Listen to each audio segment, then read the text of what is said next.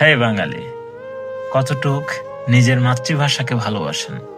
21শে ফেব্রুয়ারি আন্তর্জাতিক মাতৃভাষা দিবস। কতটুক ভাষা শহীদদের ভালোবাসেন? সকালের শুরুটা করছেন গুড মর্নিং দিয়ে, রাতের শেষটা করছেন গুড নাইট দিয়ে। আপনি বাংলা ভাষাকে ভালোবাসেন?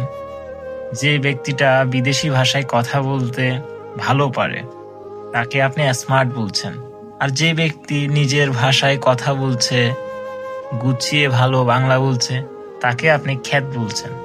এটা আপনার ভালোবাসা? এটা নিজের ভাষার প্রতি আন্তরিকতা?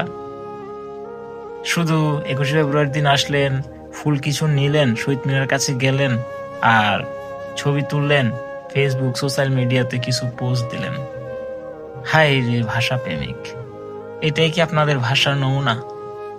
আর শুরু করলেন সকালটা গুড মর্নিং দিয়ে, শেষ করছেন রাতটা গুড নাইট দিয়ে।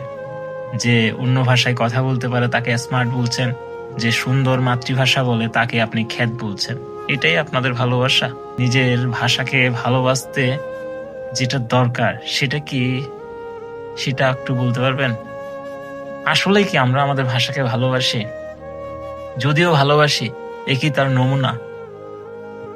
আপনি খাঁটি বাংলায় কথা বলতে জানেন?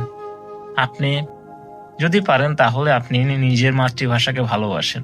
আর যদি কথা বলতে বলতে hi, hello, thanks, okay, sorry, I am really sorry, এই ধরনের শব্দগুলো ঢুকে যায় বাংলার মধ্যে, তাহলে আপনি কি বাংলাকে ভালোবাসেন? এটা আপনার ভালোবাসার নমুনা। আর যদি বাংলা বলার সময় শুধুমাত্র মুখ দিয়ে বাংলাই বার হয়, তাহলে আপনি হয়তো ভালোবাসেন।